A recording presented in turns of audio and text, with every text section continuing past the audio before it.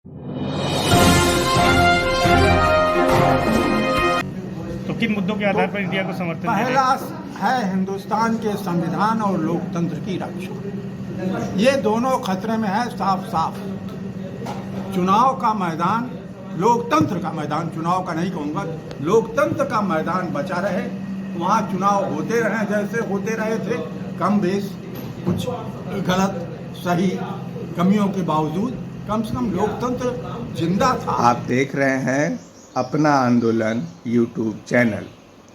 यह जो press conference आपको दिख रही है, यह नागरिक समाज इलाहाबाद द्वारा आयोजित है और इसमें प्रमुखता से 2024 के लोकसभा चुनाव के संदर्भ में अपनी बात कही गई। वक्ताओं ने प्रेस कॉन्फ्रेंस को संबोधित करते हुए ये बात कहा कि संविधान और लोकतंत्र खतरे में है, लिहाजा हमें भाजपा के खिलाफ इंडिया गठबंधन के पक्ष में अपना वोट करना है। उन्होंने इस आशय की अपील जारी की। प्रेस कॉन्फ्रेंस को संबोधित करने वालों में नागरिक समाज के संयोजक विनोद तिवारी, ऋषेश्वर उपाध्याय, नरेश सहगल, आनंद मालवी, असरार नियाजी और के राय, इन लोगों ने संबोधित किया और वहाँ पे दर्जनों नागरिक समाज के साथी उपस्थित रहे और मीडिया के तरफ से तमाम तीखे सवाल पूछे गए। क्या हुआ, आइए सुनते हैं सीधे प्रेस कॉन्फ्रेंस से। सर, ये बताएं कि किस आधार पर नागरिक समाज जो है वो इंडिया गठबंधन को समर्थन दे रहा है, क्या मुद्दे हैं और किस तरह से आप लोग उनका सपोर्ट करेंगे? इस चीज में है लोकतंत्र साफ साफ खतरे में दिखाई पड़ रही है। हमने अपने वक्तव्य में आपसे कहा, तमाम ऐसे स्टेप्स लिए गए हैं जहां जुडिशियरी को, चुनाव आयोग को टेम किया जा रहा है, नियंत्रित किया जा रहा है, अपने इशारे पर चलाने की कोशिश हो रही है। मीडिया कहीं ना कहीं भय के मारे जिस स्तर पर उसको अपनी भूमिका निभानी चाहिए थी, जिसकी अपेक्षा हम करते हैं, भले मीडिया न करे, वो हमें क्यों नहीं मिल रहा है। आज से 25 साल पहले, 20 साल पहले, 15 साल पहले हम क्यों नहीं मीडिया के लिए ऐसा बोलते थे जो आज बोलने के लिए विवश हैं। बहुत सम्मान है मीडिया के लिए, वही मेरी वाणी है। तो मीडिया के लिए सम्मान कम होने का सवाल क्यों? हम बोलेंगे तो क्या, हम अकेले घर में बरबराते रहे तो क्या होगा कुछ।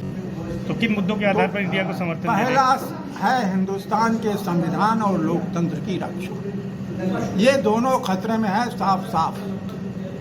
चुनाव का मैदान, लोकतंत्र का मैदान, चुनाव का नहीं कहूँगा, लोकतंत्र का मैदान बचा रहे। वहाँ चुनाव होते रहे जैसे होते रहे थे, कम बेस कुछ गलत सही कमियों के बावजूद कम से कम लोकतंत्र जिंदा था। करते हैं, कभी ए आता है कभी बी आता है, लेकिन प्रतिपक्ष कांस्टेंट होता है, अपनी जगह अड़ा और खड़ा रहता है। चाहे ए आए उसका भी विरोध करना है, आलोचना करना है, चाहे बी आए उसकी भी आलोचना और विरोध करना है। नागरिक मंच और पत्रकार जगत, ये दोनों उसी प्रतिपक्ष के अंग हैं, ऐसी मेरी मान्यता है। इसलिए मैंने कहा, स्वधर्मी मित्रों, हम जैसे 81-82 साल की उम्र के लोगों को सड़क पर उतरने की जरूरत क्यों? मुल्क में संप्रदायवाद, जातिवाद, ये खेल कोई आज के नहीं,